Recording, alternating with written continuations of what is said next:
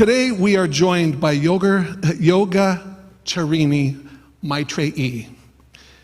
Yogacharini Maitreyi. And you have no idea how much I practice this. Yogacharini Maitreyi's heart sings to see lives blossom into consciousness. She's originally from South India and over the years has been given many titles in India, such as Yoga Shiromani, which means gem, Yoga Chemal, which means expert, and Yoga Acharini, which means guide, all of which acknowledge her gifts as a spiritual teacher. In fact, Maitreyi was one of the youngest individuals ever to be invited to sit on the World Yoga Council Advisory Board. Maitreyi has published over 100 articles and was a columnist for some of the top dailies and magazines in India, such as the Economic Times, the Hindu, Heritage Healing, the Asana Journal, and the Asana Journal in Hong Kong. She went to film school over 2 decades ago and then restarted her filmmaking career in Vancouver last year by making a documentary about one of her students named Karma. In the film, Maitreyi showcases Karma, who despite being paralyzed from the waist down, became a yoga teacher and today supports many just like herself. So today, please open yourself to healing and join me in giving a warm Unity of Vancouver welcome to Yogacharini Maitreyi.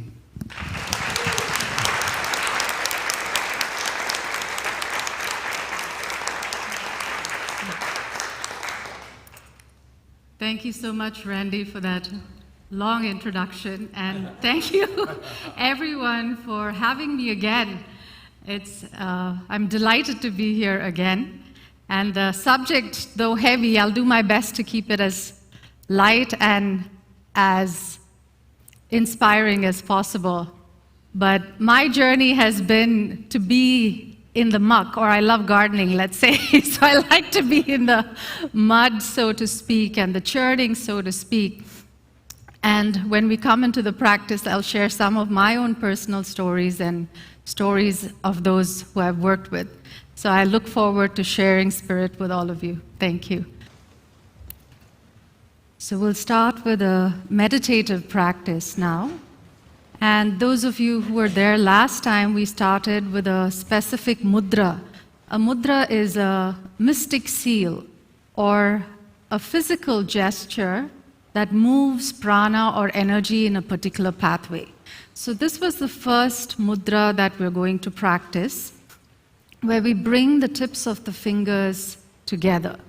And as we do this, each of the fingers represents one of our original ancestors: earth, water, fire, air, and space. These are the building blocks of our somatic system. And we're going to rest our forearms on the thighs, and let's keep the eyes closed. Let's just be present to the sensations in the tips of the fingers and the palms. And this mudra, this energetic seal, just like a smile is also an energetic seal. It creates a particular impact in the neurology.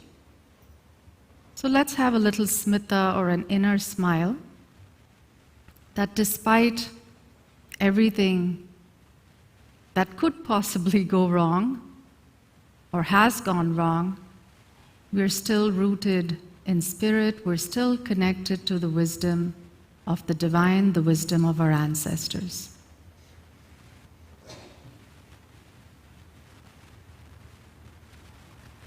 We'll just take a moment in silence to feel not just our hand position, the mudra, but also our feet and how they're rested on the floor. This connection to Mother Earth, the earth element, to stay rooted, grounded, and receive the positive EMF. There's a lot of talk of the EMFs from technology, but we can also receive the positive grounding from Mother Earth. Now let's gently scan the body, moving from the feet upwards, ankles, calves, knees, thighs, and connect to this inner child. In yoga, we look at the mind as the parent and the body as a child. What is this child trying to communicate to us? How is it feeling this morning? And all feelings are welcome. Move up to your thighs, your pelvic area, your abdomen, your bottom and how it's resting on the chair. Gently move upwards.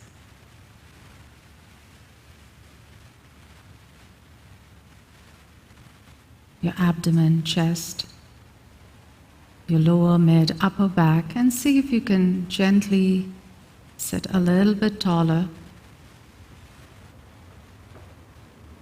How are your shoulders? Can you just open those shoulders just a little bit and relax them?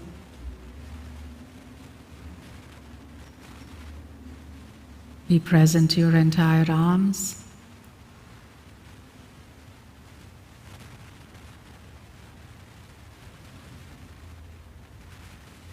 Back to your shoulder blades and shoulders. The tip of your chin.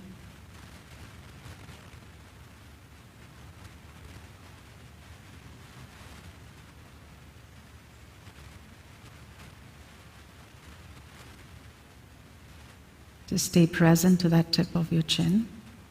We're taking a little longer here. There are certain bindus or points which become portals.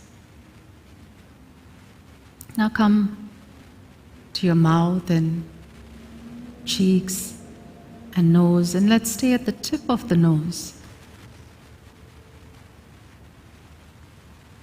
What are the sensations in the tip of your nose? Simple, gentle observation.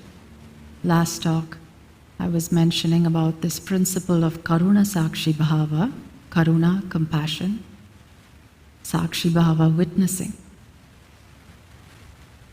Simple witnessing.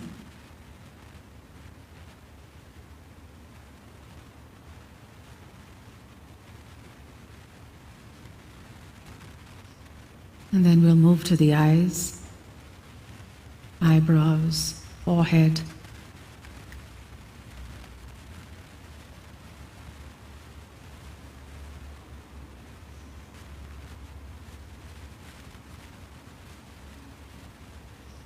And now place your awareness on the center of your eyebrows. Let's be aware of this point.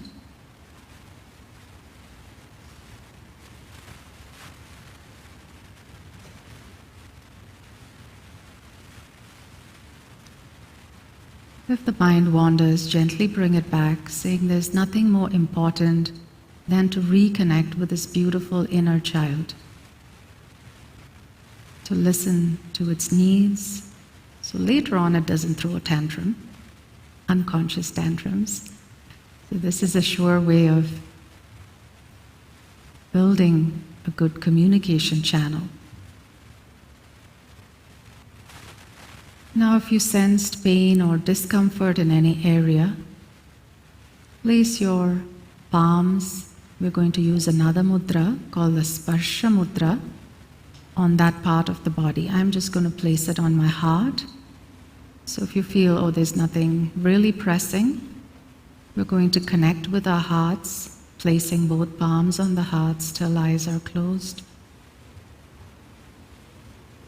And all this wisdom we tuned into with the Jyoti Mudra, the first hand position, We are transferring and connecting and increasing by connecting with this beautiful magnetic energy of the heart. Sparsha is conscious, loving touch.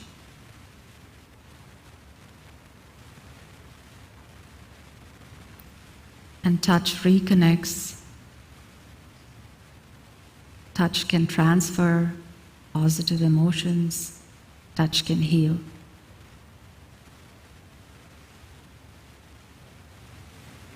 Let's take 3 deep breaths. Let's breathe in together, expanding our lower chest, our mid-chest, and our upper chest. And breathing out through the mouth.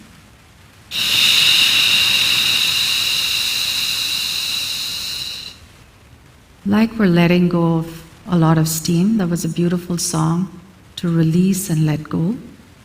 Breathe in and let spirit in. So one way of doing it is through the breath.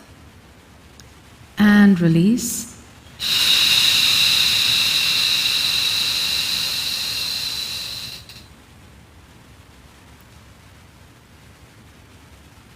One last time, breathe in. Expanding, expanding, expanding, pushing open that rib cage as much as you can. And releasing through the mouth.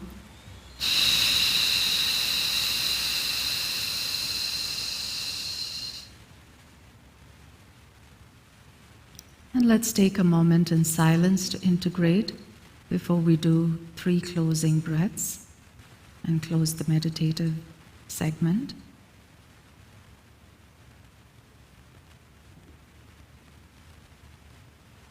In the silence, see if you can listen to the song of your breath.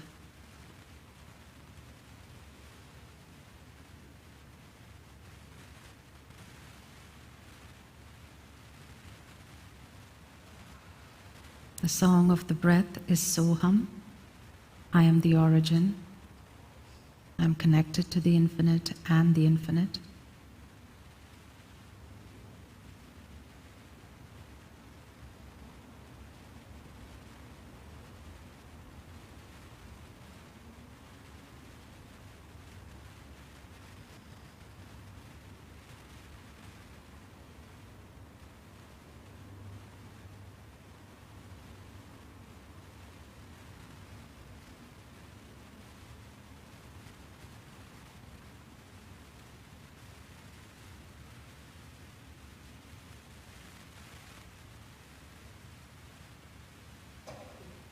Last 3 breaths, breathe in. Expanding, lower, mid, upper chest, front, side, back.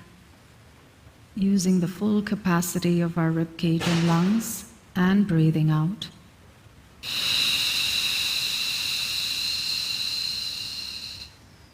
Letting off pent-up steam, breathe in.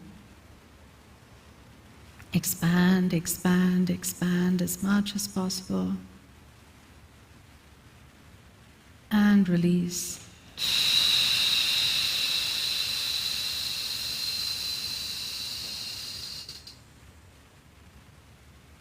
One last time. Breathing in. Feeling your ribcage. Expand. Feeling your heart, your love for yourself and others expand and release.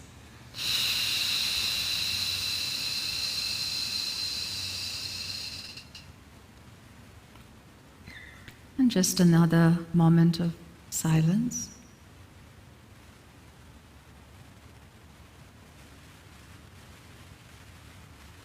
As you stay connected to your body and breath.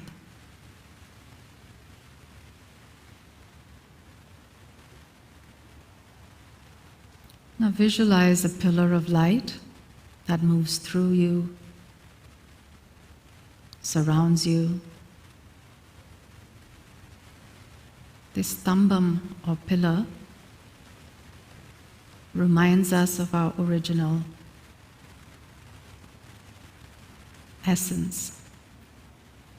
On top, it's connected to infinity. Bottom, it's connected to infinity. And now let's gently rub the palms. Place them on the eyes. Turning our sight inwards, cultivating inner sight or insight. That we're all of this. The body, the breath, the energy, and most importantly, part of this infinite Shivastambham or pillar of consciousness. And we can gently open our eyes.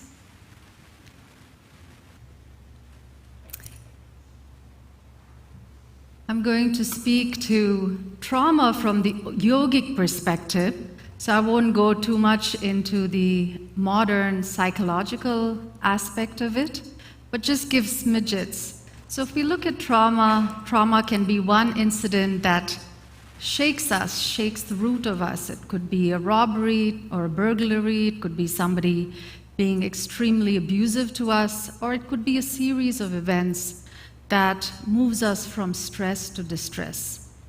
And there's a beautiful story in the Puranas. When I grew up, this helped me a lot, and it was the story of the churning of the ocean. So when the devas, the demigods, they lost their power, and they were pretty traumatized because the demonic people were able to take over because they lost their power, and the devas were always really powerful. And of course, the reason why they lost their power was because they were quite unconscious in the way they treated a particular sage. And those days, the teachers and sages were not, they were kind, but out of kindness, they would also tell you off. So he told the devas off and said, you're going to lose your power, so you know how it is to be a lay person, how not to have all these godly powers. And therefore, they were overtaken by these demonic entities. So the whole principle of taking power back, or the idea that was given by the divine to receive power back, was to actually enlist these negative entities. So you might think, that seems self-defeating, but no. They had to churn the ocean, which is symbolic of our own unconscious, by enlisting the bad guys, so to speak, the asuras. So they're called asuras, and sura means light, and asura means one who's not in the light. So these demigods had to go and enlist them and say, hey, we have a plan. We are going to get a lot of goodies if we churn the ocean of our unconscious. And the way we do this is we're going to use a mountain to be the churning rod. We're going to use a snake to be the rope. And then you can hold on to one end, we can hold on to the other end, and we can churn the ocean of the collective unconscious. So of course, the asuras were excited because they were promised a lot of gifts, and most importantly, they knew the end gift would be the gift of Amrit, or immortality. So again, the demigods have a doubt. They go to the divine and say, oh, are we supposed to share the Amrit with, or this nectar of immortality with the asuras or the negative guys? And he says, no, I'll figure a way out. Just promise them the minor goodies, not the big ones. So they start churning the ocean, and as they churn the ocean of the unconscious, many things can come, and I'm sure all of you have gone through some detoxification process, either a physical detox to deal with some trauma or heaviness of the somatic system, and you'll have a detox reaction, which means you feel a little icky or off balance or off center, or you're having an emotional detox. You're sitting with some breath work or some other practices that's bringing that trauma to the surface, or a mental detox where you're shifting your thought processes, and that can also bring about a detox reaction. So as they're churning, a lot of good stuff comes to the surface, which I'll talk about, but there's also hala hala that comes to the surface. Now hala hala is poison. So as this poison rises while they're churning, so one end is the good guys, the other end is the asuras, or the negative emotions. So here I'd like to look at them as so-called positive emotions and so-called negative emotions. We're not negating the negative emotions, we're embracing them, we're enlisting them, we're using the power of anger, we're using the power of disappointment, we're using the power of anything else that we place under the category of negative, and using it to churn the ocean of our unconscious, just takes it in and transmutes it. And it was beautiful this morning when I was talking to Randy. He picked a card for the talk, and the saying was, "Heal the sick that are therein, and say unto them, the kingdom of God is come nigh unto you," which is Luke chapter 10, verse. What we need to change to maybe shift that toxicity that we're taking on. In one case, I was working with a woman who was just pregnant and she had a lot of ailments. It was her cleaning products. Something as simple as all her cleaning products in her house were quite toxic and she needed to change them. So as we become more conscious, we start seeing what are the areas in our life that are bringing more toxicity. It could be emotional, it could be physical, it could be mental, and we are shifting that. And then the hala hala gets transformed.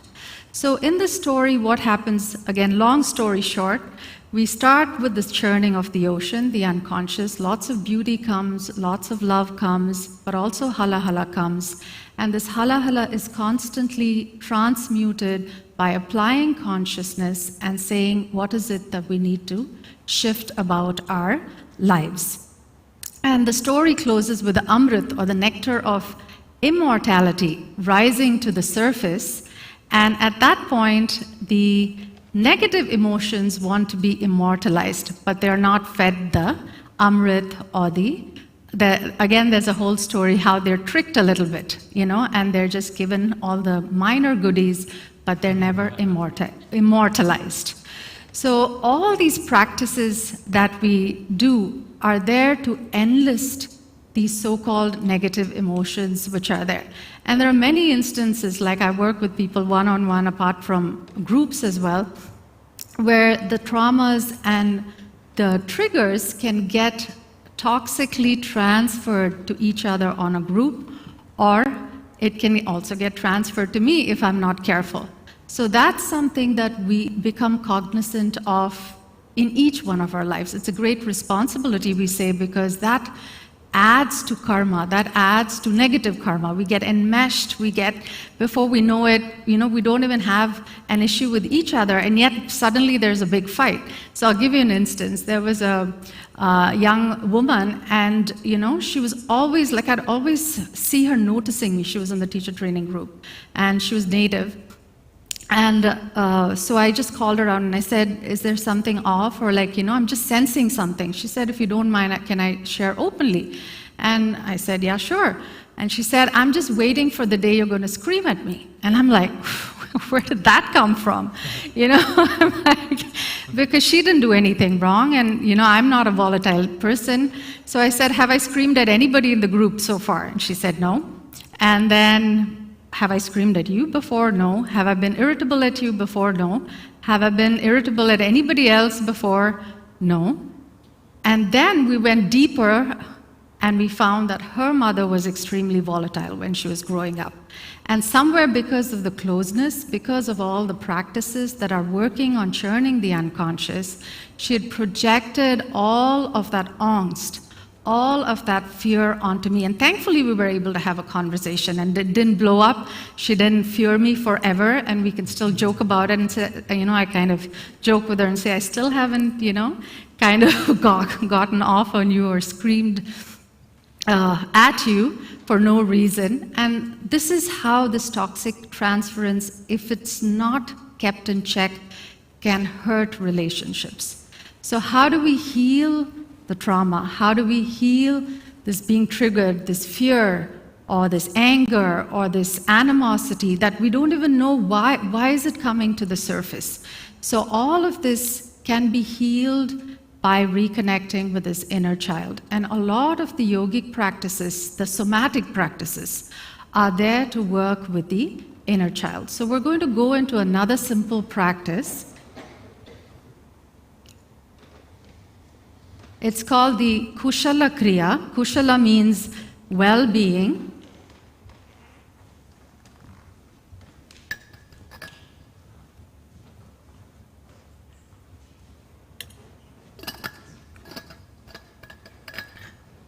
And I'm going to ask you to once again keep your eyes closed. Sit comfortably. And hands on the heart, or palms on the heart. And being present to how your heart space is feeling. This electromagnetic field of the heart is over 5,000 times more than that of the brain. That's fascinating to understand or know in a scientific manner as well.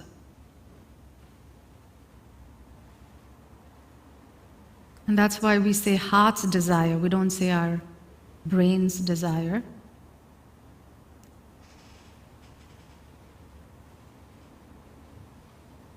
And as we desire for harmony, or as our desire becomes harmony, ease, healing, then we're able to sit with this, or sit with what lies buried in the unconscious. And in the beginning, it might seem painful. It might seem like we're dying, or that's too much to bear. And before we know it, there is a gentle space, a cushion of love that's created between that old pain and who we are now, that is truly connected to spirit. So all these practices create this beautiful spaciousness, or create this beautiful cushion of energy between the past and the present. So we're no more strongly identified with the past. And because we are afraid, sometimes we can run from the past. We don't want to do that, we just want to sit with it. So today's session is going to be more contemplative than last time, more practice-oriented than last time. And let's take a nice deep breath into our heart space, breathing in, expanding, pushing open the heart or the mid-chest, front, side, and back, and releasing through the mouth.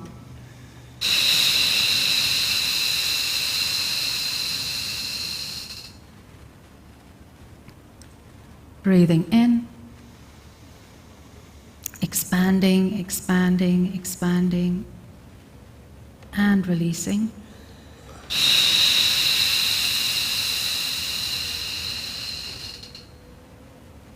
Third time, breathe in, expanding, still feeling, still breathing, and releasing.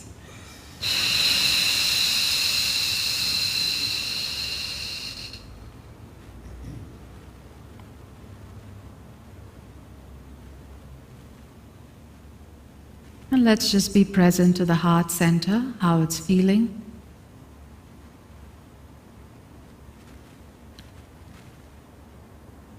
And in this quietude, we know what could come up when we churn the ocean of our unconscious. And we'll hold the intention that whatever is churned is transformed through our consciousness, through a higher consciousness, into beauty, into the light. And that is no more our identity. And the breath is a beautiful way of communicating to the subconscious, unconscious mind. When we're in fear, when we're angry, The breath becomes short, becomes jagged. When we're anxious, it becomes jagged. When we're really, really afraid, then we hold the breath, like we're anticipating something to go wrong. So here we're calming the nervous system, so it does not get easily pulled into its old paradigm by taking long, deep breaths. This is pre-verbal communication. So let's breathe in again. Breathe in. Expanding lower chest, mid-chest, upper chest this time, all the three segments. And breathing out.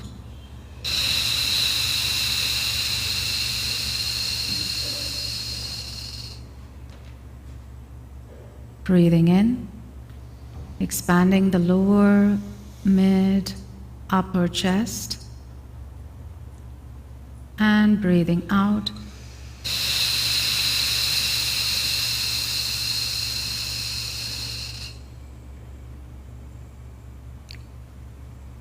One last time, breathe in, expanding, expanding, expanding, and releasing.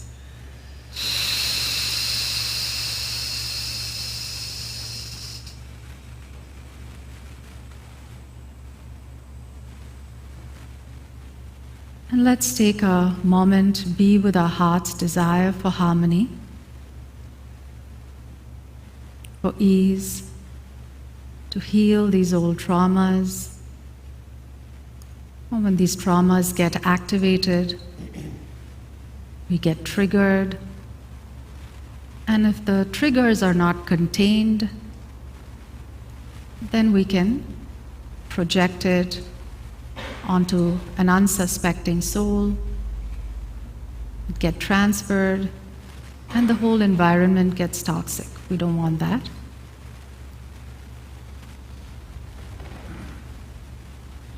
Now let's gently tap the mid-chest. So this is a very simple version of the Kushala Kriya, well-being. So with the tips of the fingers, we're just tapping the heart area. If there's some encrustation there, some tightness, some tension, moving to the neck.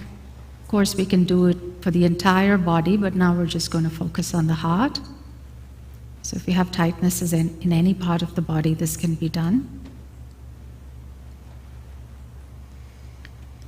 And then let's do the breath work again. Breathe in, lower, mid, upper chest. Now we pause the breath and then do the tapping. So as we do a hold in breath, we are going into deeper layers and still continuing the Kushala Kriya, the well-being Kriya, tapping, gently releasing anything that's stuck in the body, old paradigms, old trauma, old dysfunction, old disharmony, and release. Let's do this 2 more times. Breathe in, held in breath, and then start tapping. You can go anywhere you choose to tap. Awakening old dormant areas of suppressed emotion, of fear that's stored in the body, that might be triggered at any point if we don't do a spring cleaning, and release.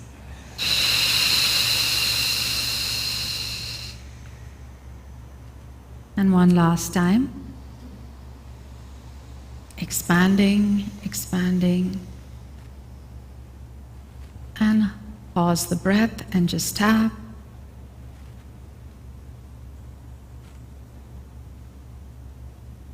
And release. Beautiful. Already feeling lighter, releasing all that's not needed in the system. And we'll take a moment here before we rub the palms, place them on the eyes, once again holding the intention of cultivating inner sight or insight into our lives, insight into our conditioning, insight into how we need to realign with the divine.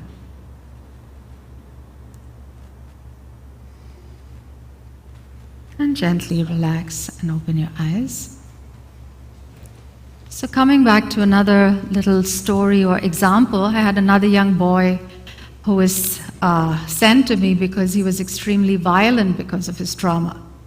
And the first session, he came, his mom, of course, didn't let him come and see me alone. And one of the ways I created connection with him and worked with him over a year of healing his trauma was with food.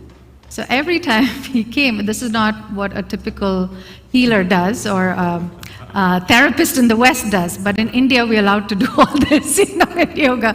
I was trained there. So every time he'd come see me for a session, I'd keep a whole platter of food for him. And because this young boy was diagnosed with God knows how many different, diagnoses, right from bipolar to autism to schizophrenia to everything, that's how the system is. And he was over-medicated with heavy doses of lithium, about quite a few medications, about 7 medications.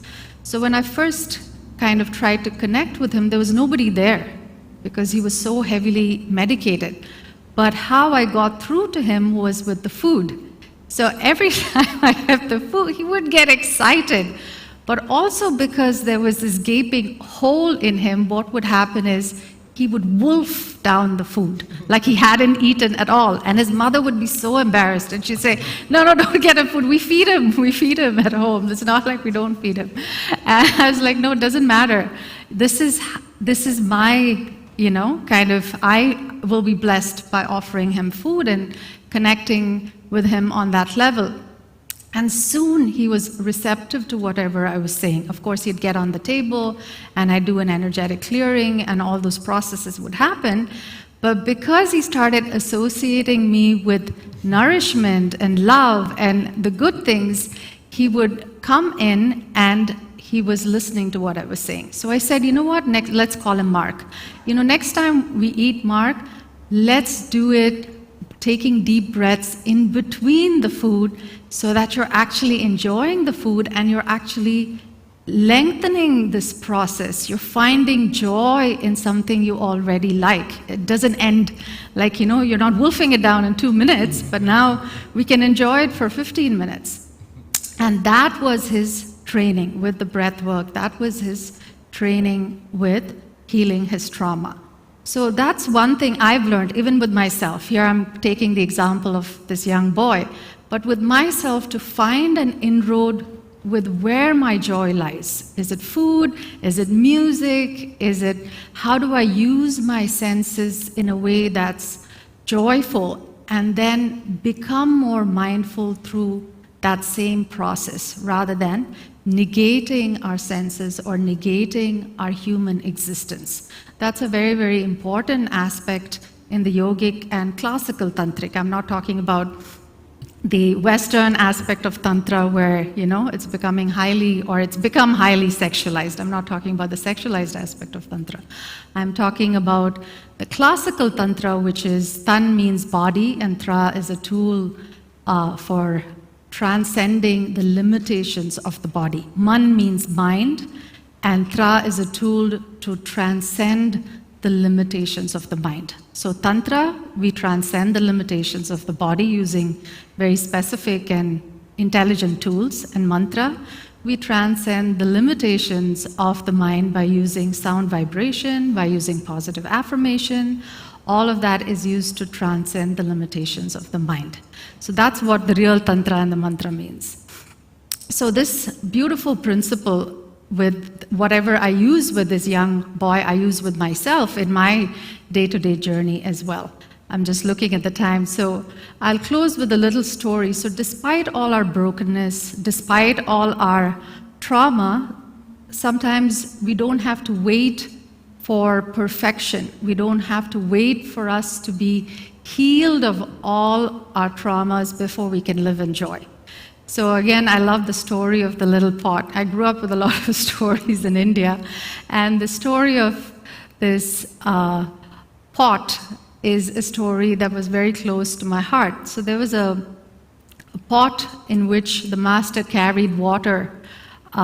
In those days, you have a stick, and they'll carry the stick, and on either side there'll be two pots where he'll walk to the river, fill it with water, and then bring it back. So there was one pot which was not the best looking pot. It was quite fat or quite big, and it was not had a little leak in it, so it would always look to the other pot on the other side and say, this pot is really new, this pot is really vibrant, this pot is slim and slender.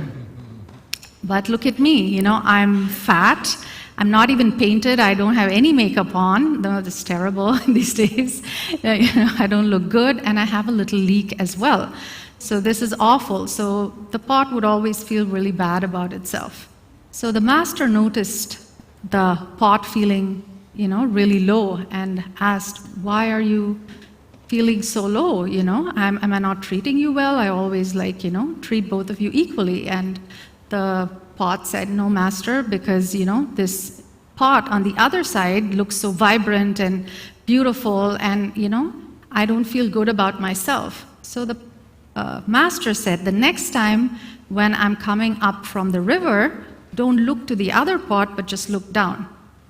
So as the pot believed in its master, it looked down, and as the master was walking forward, this pot was dripping water, and right along that pathway, the master had planted beautiful plants and flowers and trees, and the master said, I can never find a pot with this exact drip.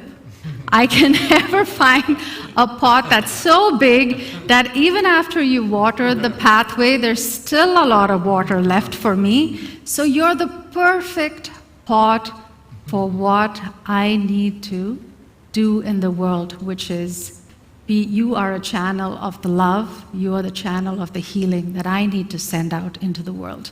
So despite our brokenness, despite wherever we are, we can still be a channel of the divine. We can be a channel of the master. Thank you very much.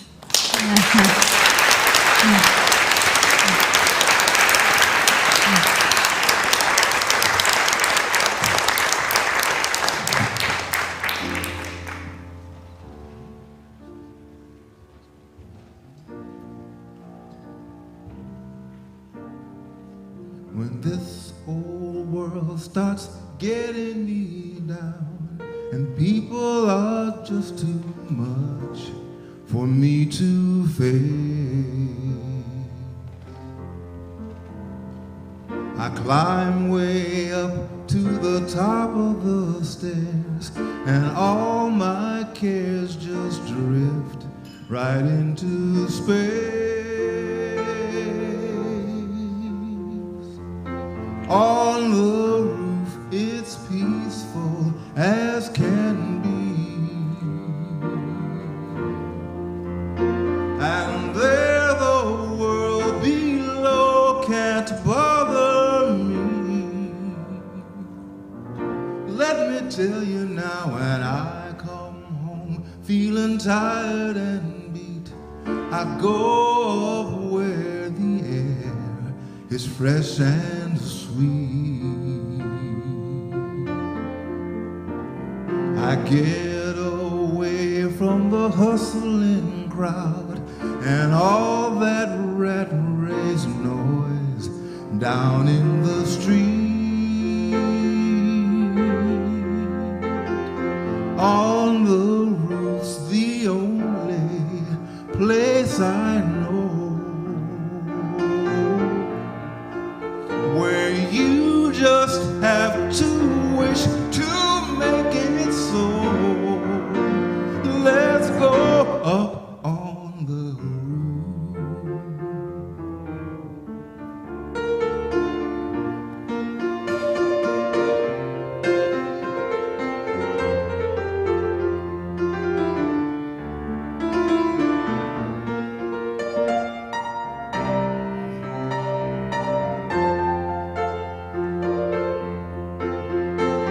At night the stars put on a show for free.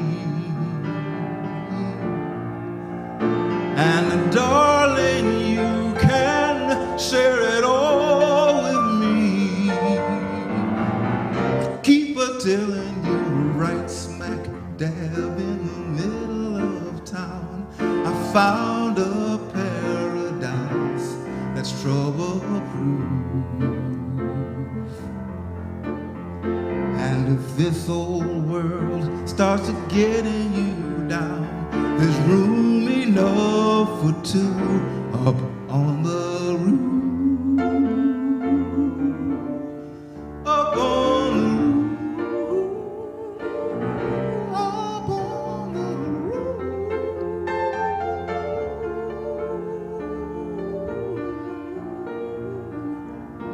Up on the roof.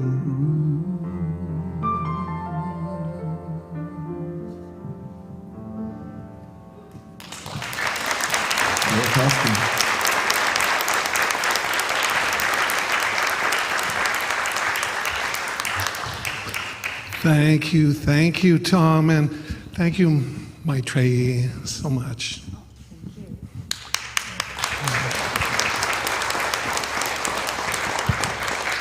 Beautiful, beautiful stories, and what a perfect ending song, Up on the Roof. You know, I'm reminded that in Unity tradition, that the roof, whenever in the Bible somebody went up on the roof, it means to go up into your higher consciousness. And so that song expressed it just absolutely perfectly. Thank you. So, if you're watching online, please come out and join us in person if you can. If you live in Vancouver, come be a part of this amazing, amazing energy. You'll hear great music, you'll meet friendly, like-minded people, and you'll hear talks that inspire and uplift you. This Tuesday evening, please join Reverend Sandra Campbell, who will begin a 6-week class online for all of us at Unity, entitled The 12 Powers in You. We'll explore how to awaken to and activate the 12 powers, including faith, love, judgment, strength, power, imagination, understanding, will, order, enthusiasm, release, and life. We find ourselves in a state of wholeness and oneness with the divine when we embrace these 12 powers. The classes start on September the 5th and will run weekly from 6:30 p.m. to 8 p.m. on Zoom. And the classes are not entirely in consecutive weekly order, so be sure to check the website for exact dates. We're also excited to announce Unity Amateur Talent Night. Sorry, Bill. No, Bill is a professional, so I'm not like just picking on him. He's too professional for our talent night. And so the question is to everybody that's in the room, do you have a talent that you've been nurturing? A song, a dance, an entertaining story, poetry, a comedy routine, or maybe just a funny joke? We'd love to see you and support you. There will even be, I am told, a few prizes. So come out and be part of the fun. Please enter your special talent by September the 17th. Full instructions are on the website, and complete details can be found, of course, at unityofvancouver.org. Lastly, and I hope it is lastly, have you ever wondered what A Course in Miracles is all about? Check a class out. Drop-ins are warmly welcomed. Study groups meet on Tuesdays from 12:30 to 2:30 in person right here at Unity. We will resume our online Thursday evening classes on September the 7th on Zoom in Unity's World Day of Prayer. The affirmation this year is, I open my heart to healing in this moment. It is intended to help you, and this day is intended to help you live out this truth. Registration is free and requires only your email address, and you may participate in all of the 2023 World Day of Prayer events using the same Zoom link. There will be talks, there will be meditations, there will be music, and it literally starts on the evening of the 13th and continues all day through the 14th, and you can log in from home during the day, during the evening, whatever makes sense for you. And of course, and just go online, you'll find registration details on our site. And finally, And this time I mean it. Of course, join us next Sunday when we meet with, when we'll be joined by Reverend Carrie Hunter, who is going to provide keys to awakening in her message about being alive. Be sure to join us. You won't want to miss it. Today's affirmative prayer chaplains are Shirley Thompson, Raymond Lancaster, and Margaret McLeod, and Len Satov on Zoom. Would you, chaplains present, please stand so everyone can see you?